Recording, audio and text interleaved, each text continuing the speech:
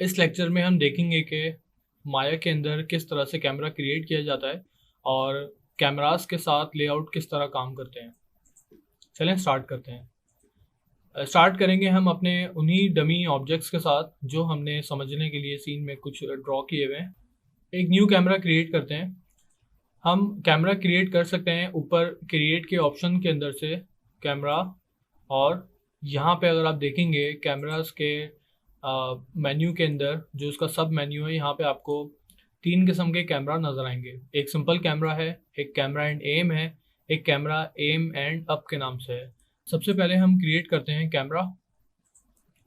Camera create हो चुका है। जैसे ही हम कैमरा क्रिएट करेंगे या हम कोई भी चीज़ माया के अंदर से डिफ़ॉल्ट क्रिएट करते हैं तो वो बाय डिफ़ॉल्ट आपके व्यू पोर्ट पे बिल्कुल सेंटर में क्रिएट होती है। इसको आप वाई फ्रेम मोड पे भी जाके देख सकते हैं। यहाँ पे इस वक्त हमें कैमरा नज़र नहीं आ रहा जो हमने भी क्रिएट किया है, लेकिन आप देखेंगे कि उसके एट्रीब्यूट्स हमारे चैनल बॉक्स के अंदर विजिबल हो गए हैं। इसका मतलब ये है कि हमारे पास शो के अंदर से कैमरा अनचेक हुआ है। अगर हम कैमरे के ऑप्शन को चेक लगा देंगे तो देखेंगे कि कैमरा हमारे पास व्यू पोर्ट में विजिबल हो जाएगा। ठीक है, हम कैमरे को ट्रांसलेट कर लेते हैं, थोड़ा बाहर निकाल लेते हैं। अब इस कैमरे के थ्रू हमें अगर देखना है तो हमारे पास उसका एक तरीका ये है कि हम पैनल में जाते हैं, उसके अंदर पर्सपेक्टिव, देन कैमरा वन। देखें ये वो कैमरा है जो हमने अभी क्रिएट किया है, कैमरा वन। जैसे ही मैं इसको क्लिक करूंगा तो मैं इस कैमरे के थ्रू अब व्यू कर रहा हूँ। ठीक है, अब मैं इस कैमरे के थ्रू ऑपरेट करूंगा। जो भी चीज़ें मैं देख रहा हूँ, जो भी ऑब्जेक्ट्स मेरे सामने मौजूद हैं, वो सब मैं इस कैमरे के थ्रू देख रहा हूँ। और आपको अगर ये देखना है कि आप अभी इस वक्त कौन सा कैमरा ऑपरेट कर रहे हैं या आप कौन से कैमरे के थ्रू व्यू कर रहे हैं, तो आप देखेंगे कि आपके व्यू पोर्ट पे सबसे नीचे की तरफ जो है वो कैमरे का नाम लिखा हुआ नज़र आ जाएगा। अगर मैं अपने कैमरे को सिलेक्ट करता हूँ तो देखिएगा कि मेरे चैनल बॉक्स के अंदर उस कैमरे की कुछ प्रॉपर्टीज़ शो हो रही हैं, जिसमें सबसे ऊपर कैमरे की वही ट्रांसलेशन, रोटेशन और उसकी स्केलिंग वगैरह है, जो कि हमें अपडेट होती रहती है। जैसे ही हम अपने कैमरे को मूव करते रहेंगे वैसे ही उसकी ट्रांसलेशन या उसका जो ट्रांसफॉर्म एट्रीब्यूट है वो चेंज होता रहेगा। जैसा कि हमने इससे पहले वाले अपने लेसन में डिस्कस किया था एट्रीब्यूट एडिटर के अंदर, कि हम अपने एट्रीब्यूट एडिटर के अंदर देख सकते हैं कि हमारे पास ट्रांसफॉर्म नोड है एक, और हमारे पास एक शेप नोड है। ठीक है, ट्रांसफॉर्म नोड के अंदर आपके वो सारे के सारे ट्रांसलेशन, रोटेशन और स्केलिंग के ऑप्शंस आपको नज़र आएंगे, और शेप नोड के अंदर आपको उस कैमरे की प्रॉपर्टीज़ नज़र आएंगी जो कि बहुत डिटेल में होंगी, और वही कुछ प्रॉपर्टीज़ जो कि बहुत ज़्यादा यूज़फुल होती हैं उनमें से चंद एक आपको चैनल बॉक्स के अंदर नज़र आएंगी। जिसमें से सबसे ज़्यादा यूज़ होने वाली एक प्रॉपर्टी है वो फोकल लेंथ कहलाती है। कैमरे की फोकल से तो आप सब लोग वाकिफ़ होंगे ही, क्योंकि फोकल लेंथ के थ्रू आप अपने ऑब्जेक्ट को डिस्टॉर्ट भी कर सकते हैं और उसको फ्लैट भी कर सकते हैं। मिसाल के तौर पे अगर मेरी ये 35 की फोकल लेंथ है, अगर मैं इसको 10 करता हूँ तो मेरे कैमरे के करीब जो ऑब्जेक्ट्स होंगे वो बहुत ज़्यादा डिस्टॉर्ट होना शुरू हो जाएंगे। और इसी तरह से अगर मैं अपने फोकल लेंथ को बढ़ाता हूँ, उसको मैं 60 या 70 पे मैं ले आता हूँ, तो आप देखेंगे कि मेरे कैमरे से जो भी मैं ऑब्जेक्ट अपना व्यू कर रहा हूँ उसकी डिस्टॉर्शन इंतहाई कम होगी, और ज़्यादातर वो ऑब्जेक्ट फ्लैट होना शुरू हो जाएगा। जितनी ज़्यादा फोकल आप बढ़ाएंगे उतना ही आपका वो ऑब्जेक्ट फ्लैट नज़र आना शुरू हो जाएगा, और जितनी आपकी फोकल कम होगी उतना ही वो ऑब्जेक्ट डिस्टॉर्ट होना शुरू हो जाएगा। ये डिपेंड करता है सीन बाय सीन या एनवायरनमेंट बाय एनवायरनमेंट के आपको फोकल लेंथ कितनी रखनी है और उसको किस तरह से ऑपरेट करना है। माया के अंदर 2 किस्म के कैमराज होते हैं, एक होता है पर्सपेक्टिव और एक होता है ऑर्थोग्राफिक। हम पैनल्स पे जाते हैं, वहाँ पे अगर हम देखते हैं तो हमारे पास एक पर्सपेक्टिव का मेन्यू आ रहा है, जिसके अंदर आपको जितने भी आपके सीन के अंदर पर्सपेक्टिव कैमराज होंगे वो सब के सब आपको यहाँ पे शो हो रहे होंगे।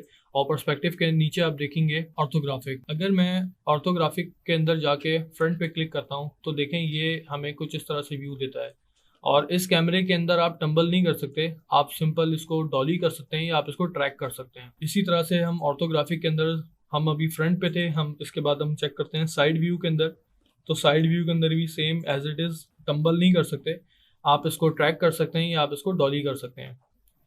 इसी तरह से आपका टॉप भी है। ठीक है, इवन आप इस ऑर्थोग्राफिक के अंदर आप न्यू भी क्रिएट कर सकते हैं कि आप किस तरफ से आप किस एंगल में देखना चाह रहे हैं ऑर्थोग्राफिक व्यू। ये मॉडलिंग में बहुत ज़्यादा यूज़ होता है, इवन ये एनिमेशन में भी बहुत यूज़ किया जाता है ऑर्थोग्राफिक व्यू, चाहे वो फ्रंट हो या साइड हो या टॉप हो। पर्सपेक्टिव के अंदर अगर आप देखेंगे तो एक न्यू का ऑप्शन है, इस न्यू पे अगर मैं क्लिक करता हूँ तो ये एक और कैमरा क्रिएट कर देगा। ठीक है, हम दोबारा न्यू करते हैं, अगेन हम एक न्यू कैमरा ले लेते हैं, अगेन न्यू कैमरा ले लेते हैं। देखें आप जितने न्यू कैमरा आप पर्सपेक्टिव के अंदर से जाके लेंगे उनका नाम भी perspective 1, perspective 2, perspective 3 and then 4, 5, 6, 7 इस तरह से बनते रहेंगे। उसके बाद जब हम अपना कैमरा सेलेक्ट करते हैं, जो कि कैमरा सेलेक्ट करने के लिए सबसे पहले आप व्यू पे जाके आप देखेंगे पहला ऑप्शन आ रहा है सेलेक्ट कैमरा, हम इसको क्लिक करते हैं तो हम अपना करंट कैमरा सेलेक्ट कर चुके हैं और ये आप देखेंगे कि चैनल बॉक्स के अंदर आपका पर्सपेक्टिव 1 कैमरा सेलेक्ट है। ठीक है, हम इसको जब सिंगल क्लिक करेंगे तो ये रीनेम के लिए ऑप्शन इनेबल कर देगा, तो हम इसको कोई भी अपना नाम दे के रीनेम कर सकते हैं, एंटर। तो ये आपके कैमरे का नाम कैम 1 हो चुका है। हम यहाँ से पैनल्स में अगेन जाते हैं, पर्सपेक्टिव में जाते हैं तो देखेंगे कि जो हमने अभी रीनेम किया है वो कैमरा कैम 1 के नाम से, पर्सपेक्टिव जो इससे पहले इस कैमरे का नाम पर्सपेक्टिव 1 था, अब उसका नाम कैम 1 हो चुका है। व्यू मेन्यू को क्लिक करते हैं, इसके अंदर जो सब मेन्यू है उसके अंदर व्यू पे क्लिक करेंगे तो आपको नज़र आएगा सेलेक्ट कैमरा सबसे टॉप पर है, उसके नीचे आपको नज़र आएगा लॉक कैमरा।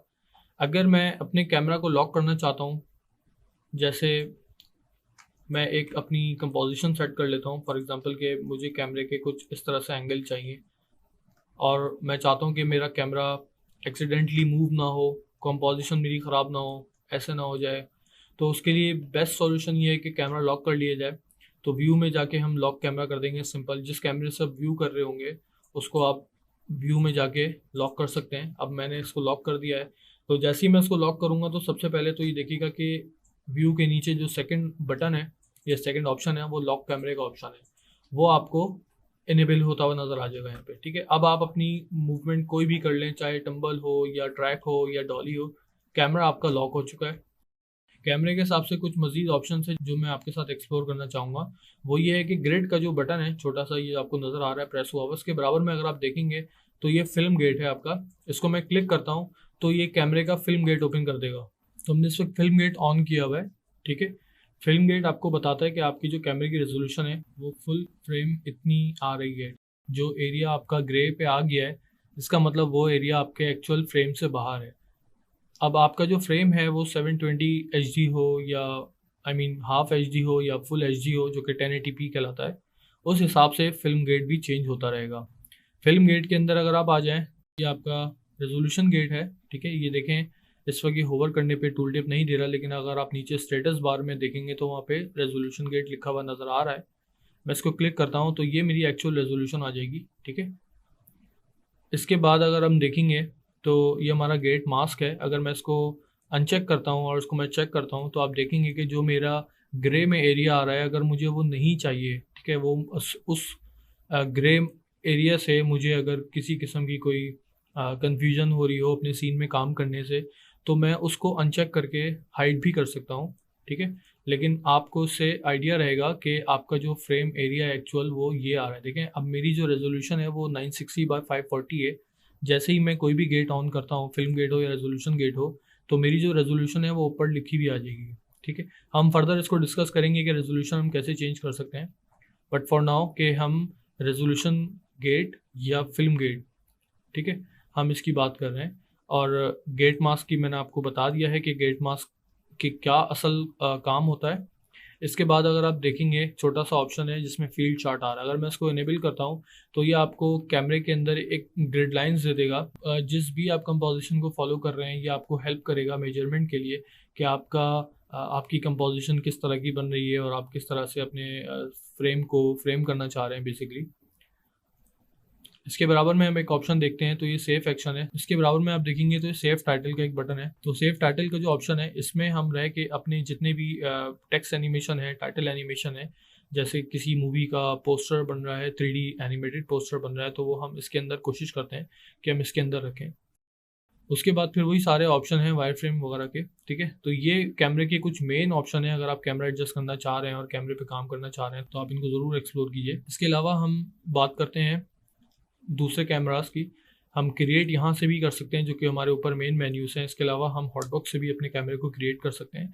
आप हॉटबॉक्स ओपन करें, space bar press and hold रखें, देन क्रिएट का एक ऑप्शन आएगा, वहाँ से आप जाके कैमरास के अंदर आ जाएं। ठीक है, कैमरास के अंदर हमारे पास सब मेन्यू है, जिसमें 3 कैमरे थे, जिसमें हमने सबसे पहले कैमरा, सबसे टॉप पे जो कैमरे का ऑप्शन है, हमने उसको एक्सप्लोर किया है।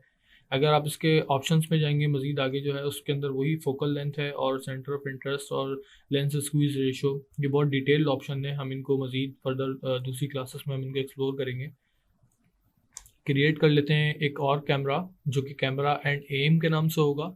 इसको डिफ़ॉल्ट सेटिंग्स के ऊपर क्लिक कर लेते हैं। डिफ़ॉल्ट सेटिंग हमें करने की ज़रूरत नहीं है, जस्ट आप जब भी फर्स्ट टाइम कोई भी ऑप्शन आप किसी भी किस्म का यूज़ करेंगे, उसके अंदर हमेशा फर्स्ट टाइम पे डिफ़ॉल्ट सेटिंग ही आपको देखने को मिलेगी। कैमरा एंड एम पे क्लिक कर लेते हैं और उसके बाद जैसे ही हम कैमरा एंड एम पे क्लिक करेंगे, देखिए हमारे सामने एक कैमरा बना हुआ आ जाएगा और उसके साथ ही अटैच हुआ हुआ एक सेंटर ऑफ इंटरेस्ट होगा, पॉइंट होगा। हम अपने कैमरे को सिलेक्ट करते हैं, जो कि हमने भी कैमरा एंड एम हमने क्रिएट किया है। हम पैनल के अंदर जाते हैं, पर्सपेक्टिव में जाते हैं और यहाँ से जो हमने कैमरा भी क्रिएट किया है, अगर हम इसको रीनेम कर देते हैं तो हमारे लिए बहुत ज़्यादा हेल्पफुल होगा ये। कैमरा नेम, ठीक है, पैनल पे गए, पर्सपेक्टिव पे आए, आपने उस कैमरे को सेलेक्ट कर लिया जो कि हमारा कैमरा नेम था। तो आप देखेंगे कि आपके कैमरे के साथ एक सेंटर में एक पॉइंट अटैच्ड है। जो पॉइंट है बेसिकली ये आपका एम है। ठीक है, हम इसको यूज़ ऐसे कर सकते हैं कि आप एक दूसरे कैमरे पर आएँ। हम अपने हॉटबॉक्स को क्लिक करेंगे, हॉटबॉक्स को ओपन करेंगे, माया को क्लिक एंड होल्ड करेंगे, देन अपने पर्सपेक्टिव पे आ जाएंगे। तो यहाँ से हम जिस पर्सपेक्टिव पे आएंगे ना, वो पर्सपेक्टिव बारी बारी वो चेंज होता रहेगा। ठीक है, जितनी दफ़ा मैं पर्सपेक्टिव क्लिक करूँगा, आप नीचे देख सकते हैं कि उतनी दफ़ा वो डिफरेंट पर्सपेक्टिव में स्विच करता जा रहा है। और इसी तरह से साइकिल सिर्फ पर्सपेक्टिव के अंदर ही रोटेट होगी। आप देखेंगे कि मेरे पास यहाँ पे कैमरा 1 नहीं आ रहा और यहाँ पे कैमरा 2 एम नहीं आ रहा। ठीक है, हमारे पास सिर्फ पर्सपेक्टिव ही आ रहे हैं नीचे। ठीक है, तो मैं अपने पर्सपेक्टिव पे आ गया और अपने कैमरे को सेलेक्ट किया, जो कि हमने कैमरा नेम क्रिएट किया था।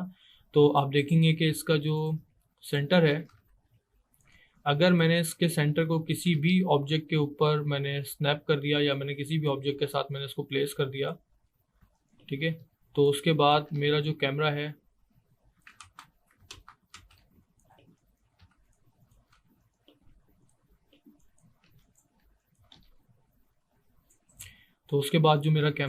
वो उसी ऑब्जेक्ट के अराउंड जहाँ पे उसका एम होगा, जहाँ पे उसका पिवट होगा बेसिकली, या उसका जो एम होगा।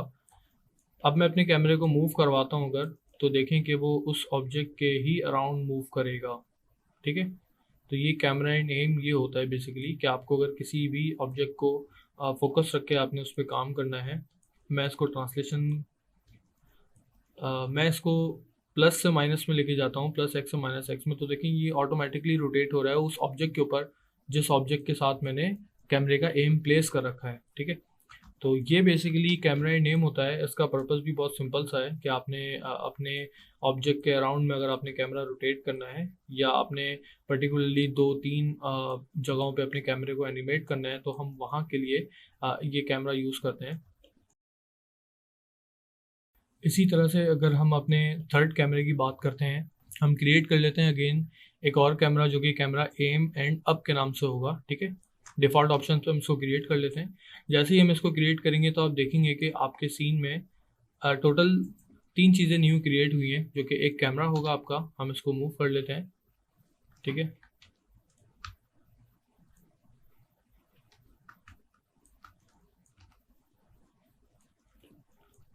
अगेन इस कैमरे के अंदर एक न्यू पिवट ऐड है, जो कि इसके टॉप पे है। ठीक है, इसका जो मेन पर्पस है वो भी यही है कि हमने किसी भी जगह को पॉइंट करना है, तो उसके साथ आपने अपने कैमरे का वो जो भी सेंटर ऑफ पॉइंट है उसको आपने रख लेना है, प्लेस कर लेना है जिस चीज़ के अराउंड आपने उस कैमरे को एनिमेट करना है। देन अब अगर मैं कैमरा मूव करूँगा तो आप देखिएगा डिफरेंस क्या है। ठीक है, यानी कि जो मेरे कैमरे के टॉप के ऊपर जो एक और सेंटर पॉइंट दिया हुआ है, या जो पॉइंट मुझे नज़र आ रहा है जिसको मैंने अभी सेलेक्ट किया है, वो कैमरे को वर्टिकली रोटेट करेगा।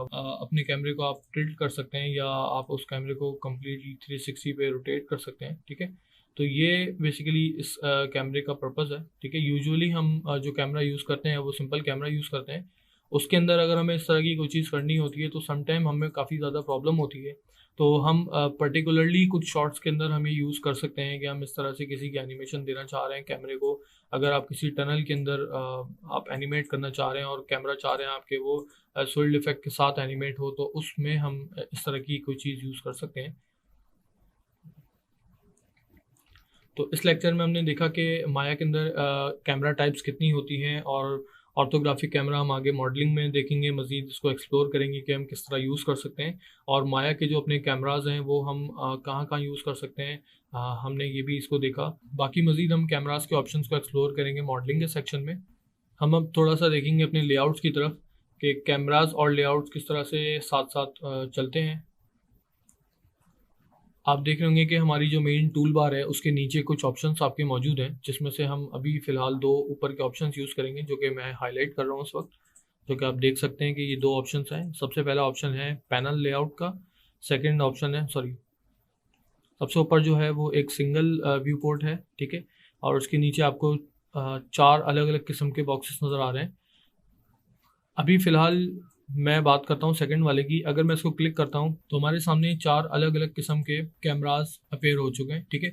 सबसे राइट टॉप के ऊपर जो मौजूद है वो आपका वही पर्सपेक्टिव है जो आपने अभी फुल स्क्रीन पे जिस पे हम अभी काम कर रहे थे। लेफ्ट हैंड साइड पे आप देखेंगे तो आपके पास टॉप एक ऑर्थोग्राफिक कैमरा है जो टॉप नेगेटिव वाई के ऊपर दिखा रहा है आपको, ठीक है। और उस टॉप कैमरे के नीचे आप देखेंगे कि फ्रंट कैमरा है, एक फ्रंट नेगेटिव जी के अंदर, फ्रंट माइनस जी के अंदर, और फ्रंट माइनस जी के राइट हैंड साइड पे पर्सपेक्टिव के बॉटम पे आप देखेंगे कि साइड माइनस एक्स के नाम से एक कैमरा है, जो कि तीनों ऑर्थोग्राफिक कैमराज हैं।